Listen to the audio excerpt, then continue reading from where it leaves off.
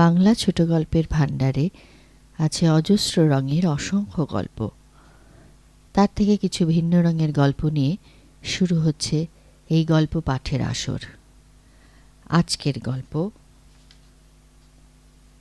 দীনবন্ধু কিংবা ঈশ্বরের কাহিনী।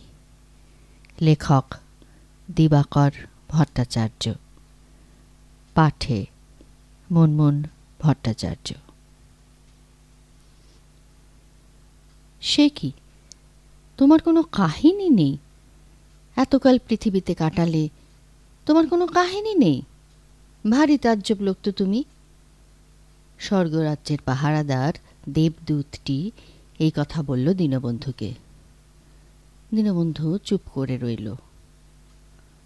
খানিক আগেই দীনবন্ধুর ইহজীবন শেষ হয়ে গেছে।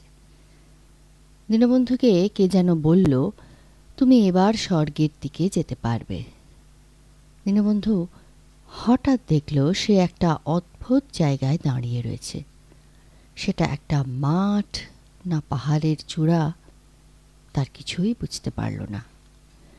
শুধু বুঝতে পারল যে জায়গাটা বিশাল আর বিরাট আকাশের নিচে। দীনবন্ধু দেখল সেখানে তার মতো আরো অনেকে এসে হাজির হয়েছে। দীনবন্ধুর মনে হলো, তার মানে এরাও সবাই নিশ্চয়ই স্বর্গে যাবে বলে এখানে এসেছে। হঠাৎ সে দেখতে পেল সুপুরুষ চেহারার একজন তাদের মধ্যে এসে হাজির হয়ে গমগমে গলায় বলল, আমি দেবদূত, তোমাদের সবাইকে বলছি, না না এভাবে নয়, এভাবে নয়, সবাই এক এক করে লাইনে দাঁড়িয়ে পড়ো। এই কথার সঙ্গে সঙ্গে যারা সেখানে ছিল সবাই দুদ্দার করে লাইনে এসে দাঁড়িয়ে পড়ল। দীনবন্ধুর চোখের সামনে সেই লাইন বিরাট লম্বা হয়ে গেল। দীনবন্ধু সবার পিছনে এসে দাঁড়ালো। তারপর দেখতে পেল তার পিছনেও এক এক করে লোকেরা এসে দাঁড়াচ্ছে। দীনবন্ধু ভাবল, যাক, আমি তাহলে শেষজন নই। তারপর তার মনে হলো, আর শেষজন হলেই বা কি হতো, যাব তো সবাই একই জায়গায়। একটু বাদেই এক একজন করে ডাকা শুরু হলো। বেশ খানিকক্ষণ পরে দীনবন্ধুর ডাক এলো। কি নাম তোমার? ভরাট গলায় জিজ্ঞেস করলেন সেই দেবদূত। দীনবন্ধু, দীনবন্ধু দাস, একটু ভয়ে ভয়ে উত্তর দিল সে। দেবদূত এবার আরো গমগমে গলায় দীনবন্ধুকে জিজ্ঞেস করলেন, কোথায় তোমার কাহিনী, কোথায়? কাহিনী? আমার কাহিনী? থতমত খেয়ে জিজ্ঞেস করল দীনবন্ধু। দেবদূত অত্যন্ত বিরক্ত হয়ে বললেন, তোমার কাহিনী নয় তো কি আমার কাহিনী জানতে চেয়েছি? আশ্চর্য কথা। দীনবন্ধু খুব ঘাবড়ে গিয়ে বলল, কাহিনী মানে আমার নিজের কাহিনী? সে তো। দেবদূত গম্ভীর কণ্ঠস্বরে দীনবন্ধুর মিনমিনে কথা থামিয়ে দিয়ে বলে উঠলেন, আনোনি? স্বর্গে আসতে যাচ্ছ অথচ নিজের কাহিনী আনোনি? কেন আনোনি, কেন? এইবার দীনবন্ধু মরিয়া হয়ে উত্তর দিল, আমার তো কোনো কাহিনী নেই, সত্যি বলছি, বিশ্বাস করুন। দীনবন্ধুর কথা শুনে দেবদূত বললেন, সে কি হে, এত বছর পৃথিবীতে কাটালে অথচ তোমার কোনো কাহিনী নেই? এই রকম আবার হয় নাকি? দীনবন্ধু হাত জোর করে হাউ মাউ করে কেঁদে বলল, হ্যাঁ প্রভু, সত্যি বলছি, আমার কোনো কাহিনী নেই, বিশ্বাস করুন। দেবদূত দীনবন্ধুর মুখের দিকে তাকিয়ে খানিকটা অবাক হয়ে বললেন, সে আবার কি কথা, আমি কোশ্চিনকালেও শুনিনি এরকম। তারপর একটু থেমে হয়তো দীনবন্ধুর উপর একটু দয়া পরবশ হয়ে নরম গলায় দীনবন্ধুকে বললেন, শোনো, এখানে যারা আসে পৃথিবী থেকে সবার কিছু না কিছু কাহিনী থাকে, কারো কারো আবার অনেক কাহিনী থাকে, কিন্তু 3টির বেশি কাহিনী কেউ আনতে পারবে না, এখানকার নিয়ম। এই তো একটু আগেই এক রাজা আর কবি এসেছিল, ওদের দুজনেরই সঙ্গে অনেক কাহিনী, প্রত্যেককে 3টি করে কাহিনী সঙ্গে করে নিয়ে যেতে দেওয়া হলো। তা যাই হোক, তোমার একটাও কাহিনী নেই, অথচ পৃথিবীতে কাটিয়েছিলে এতগুলো বছর। তা কি করে সম্ভব হয় সেটা তো আমি বুঝতে পারছি না কিছুতেই। দীনবন্ধু আবার হাত জোর করে বলল, সেটাই হয়েছে প্রভু। দেবদূত এবার কঠিন গলায় দীনবন্ধুকে জিজ্ঞেস করলেন, তুমি কখনো কোনো নারীর প্রতি আসক্ত হওনি?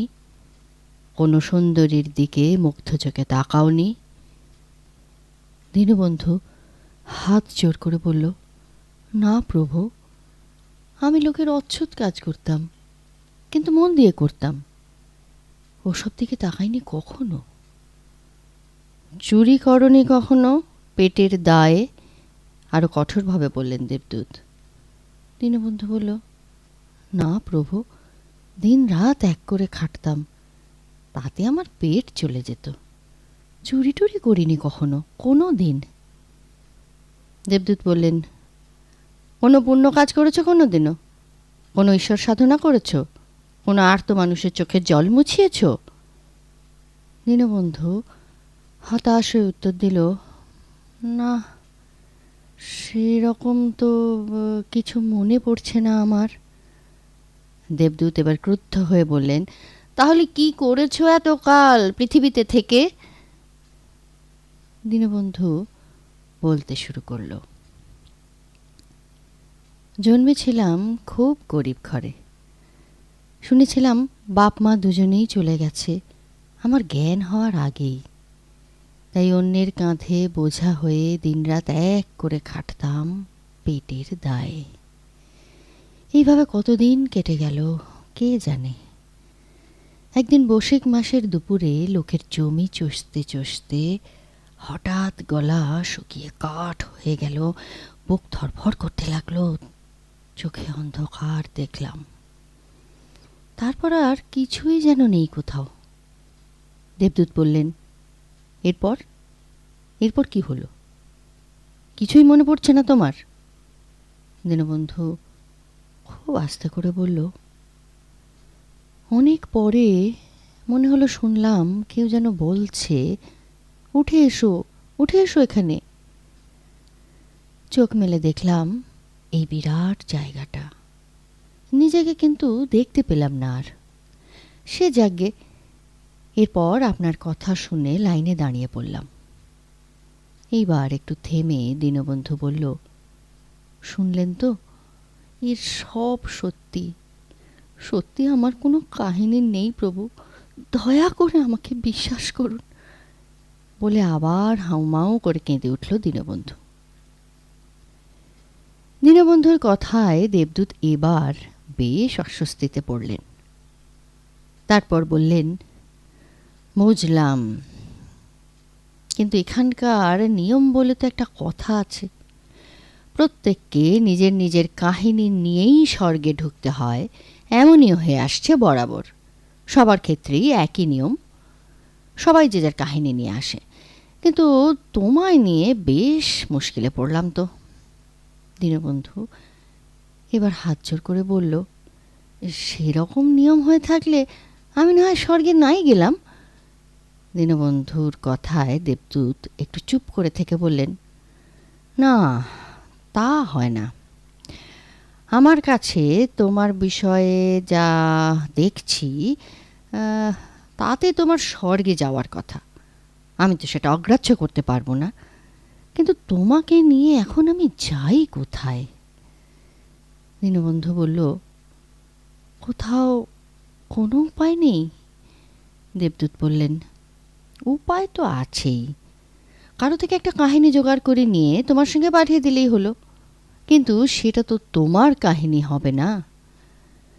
তারপর একটু থেমে বললেন, মিথ্যাচার করে স্বর্গে আসা যায়, কিন্তু স্বর্গের সামনে দাঁড়িয়ে মিথ্যাচার করা যায় না। দীনবন্ধু বলল, না না, ছি, যা আমার নয় সেটা নিজের বলে চালাবো কেন প্রভু? দেবদূত বললেন, না না না, সেসব তোমায় করতে হবে না। তুমি বরং এখানে একটু অপেক্ষা করো, আমি আমার প্রভুর থেকে জেনে আসি তোমার ব্যাপারে কি করা উচিত। এরপর দেবদূত ঈশ্বরের কাছে গিয়ে সব জানালেন। ঈশ্বর সাধারণত কোনো উত্তর দেন না, চোখের ইশারায় বুঝিয়ে দেন কি বলতে চাইছেন। ঈশ্বর সব শুনে দেবদূতকে ইশারায় বললেন দীনবন্ধুকে তাঁর কাছে পাঠিয়ে দিতে। দেবদূত খুব অবাক হলেন। ঈশ্বর তো কাউকে তাঁর কাছে আসতে বলেন না। তাহলে তাহলে কি ঈশ্বর ক্রুদ্ধ হলেন, শাস্তি দেবেন দীনবন্ধুকে? ভাবতে ভাবতে দেবদূত দীনবন্ধুর কাছে ফিরে গেলেন। দীনবন্ধু সাগ্রহে জানতে চাইল, কি হলো, কি হলো প্রভু, ঈশ্বর কি বললেন? দেবদূত একটা রাস্তা দেখিয়ে বললেন, এই দিক দিয়ে সোজা চলে যাও। বলেই কোথায় যেন চলে গেলেন। দীনবন্ধু জিজ্ঞেস করার সুযোগই পেল না যে কত দূর যেতে হবে বা ওই পথ ধরে ঠিক কোনখানে যেতে হবে। খানিকক্ষণ হাঁটার পর দীনবন্ধুর হঠাৎ চোখে পড়ল কেউ যেন একজন বসে রয়েছেন একটা বড় পাথরের ওপর, মাথা নিচু করে, হাতের তালুর ওপর মুখ রেখে। মনে হয় যেন গভীরভাবে কিছু ভাবছেন। দীনবন্ধু তার কাছে গিয়ে আস্তে করে বলল, ঈশ্বরের কাছে যাব, কোন রাস্তা দিয়ে কত দূর যেতে হবে বলতে পারেন? যিনি ওইভাবে পাথরের উপর বসেছিলেন তিনি দীনবন্ধুর দিকে তাকিয়ে ইশারায় তাকে বসতে বললেন। দীনবন্ধু বলল, না, আমার তো বসলে চলবে না, আমাকে তো ঈশ্বর ডেকেছেন। যাই আর একটু এগিয়ে গিয়ে দেখি ওনার দেখা পাওয়া যায় কিনা। যিনি পাথরের উপর বসেছিলেন তিনি এবার দীনবন্ধুর মুখের দিকে তাকিয়ে মৃদু হেসে আবার হাতের ইশারায় তাকে বসতে বললেন।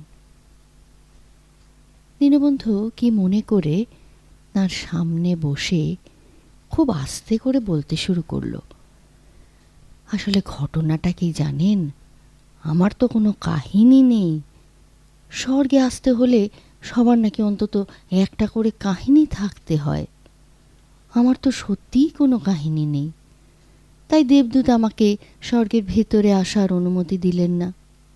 আমি তো এখান থেকে চলে যেতে রাজি আছি, কিন্তু দেবদূত বলেছেন যে আমায় ফের মর্তে ফিরে যেতে দেওয়া যাবে না। এদিকে আবার আমার নরকে যাওয়ারও অনুমতি নেই। তাই উনি বললেন যে আমি যেন এই পথ দিয়ে হেঁটে গিয়ে ঈশ্বরের সঙ্গে দেখা করি। কিন্তু কোথায় কত দূর যেতে হবে তা কিছুই বলেননি উনি।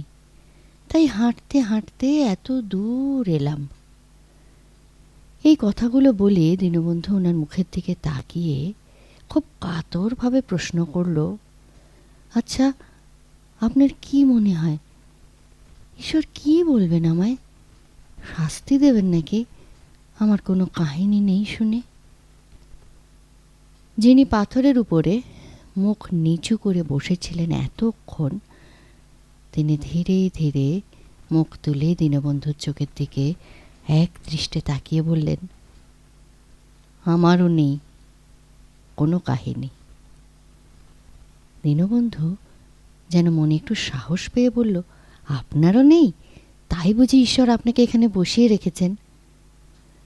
উনি কোনো উত্তর না দিয়ে ম্লান হাসলেন। ওই হাসিতে দীনবন্ধু যেন আরও খানিকটা ভরসা পেল। ওনার দিকে তাকিয়ে বলল, তাহলে আমিও বসি আপনার পাশে। উনি তো আপনাকে এখানে পাঠিয়ে দিয়েছেন, তাহলে তো আমাকেও তাই করবেন। আবার একটু চুপ করে থেকে দীনবন্ধু খানিকটা ইতস্তত করেই বললেন, তাহলে কি আর যাওয়ার দরকার আছে ঈশ্বরের কাছে? উনি কোনো উত্তর দিলেন না, মাথা নিচু করেই বসে রইলেন। তারপর দীনবন্ধুর দিকে মুখ তুলে বললেন, না, দরকার নেই।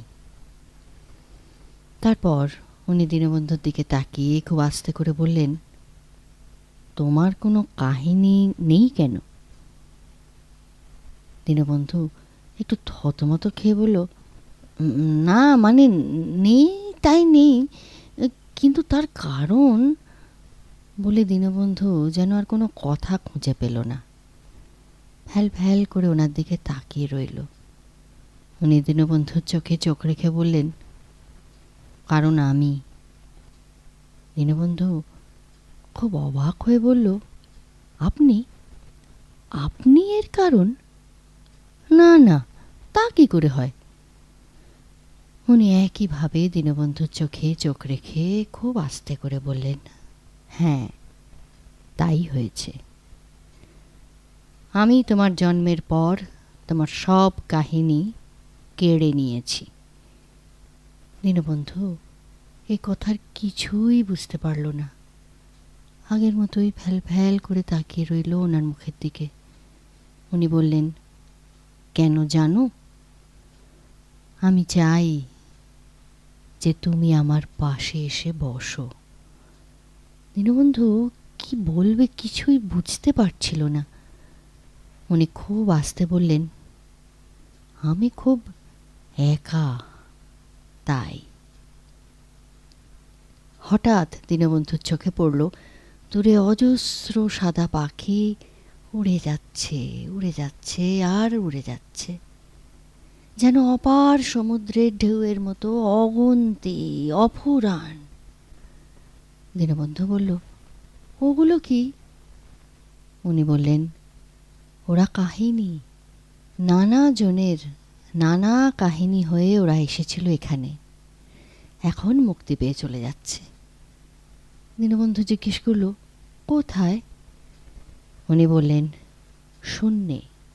সমস্ত কাহিনী যে শূন্যে লোপ পায়, সেই শূন্যের জগতে, যেখানে শূন্যের সঙ্গে শূন্যের যোগ হয়, বিয়োগ হয়, গুণ হয়, ভাগ হয়, অজস্র সম্পর্ক হয় সেই মহাগণিতে। দীনবন্ধু অবাক হয়ে তাঁর দিকে তাকিয়ে রইল। তারপর খুব ভয়ে ভয়ে বলল, কে আপনি? উনি দীনবন্ধুর দিকে আর একটু এগিয়ে এসে বললেন, আমায় চিনতে পারছো না? তুমি যে আমায় ডেকেছিলে সেই সময়ে, যখন সেই দুপুর বেলায় ভয়ঙ্কর রোদে চারিদিক ঝলসে যাচ্ছিল, তোমার গলা শুকিয়ে যাচ্ছিল, শরীর থরথর করে কাঁপছিল, চোখে অন্ধকার নেমে আসছিল, তখন তখন তুমি আমায় ডেকেছিলে। দীনবন্ধু হাঁ করে শুনছিল কথাগুলো। তার মনে পড়ে যাচ্ছিল সেই মুহূর্তের কথাগুলো। কি মারাত্মক কষ্ট হচ্ছিল তার ওই মুহূর্তে। কেউ ছিল না তার ধারে কাছে। সে কেবল কাতর স্বরে বলেছিল, ঠাকুর, ঠাকুর একটু জল দেবে। কেউ আসেনি, কেউ আসেনি। তারপর একটা গাঢ় অন্ধকারে ঢেকে গিয়েছিল চারিদিক। সবটাই হঠাৎ করে মনে পড়ে গেল দীনবন্ধুর। দীনবন্ধু পরম বিস্ময়ে তাকিয়ে রইল ওনার দিকে। উনি বললেন, তোমার জীবনে কোনো কাহিনী রাখিনি আমি, কোনো ঘটনা নেই, শুধু কটা দিন আগাছার মতো কোনো ক্রমে বেঁচে থাকা ছাড়া। এই পর্যন্ত বলে তিনি একটু থামলেন।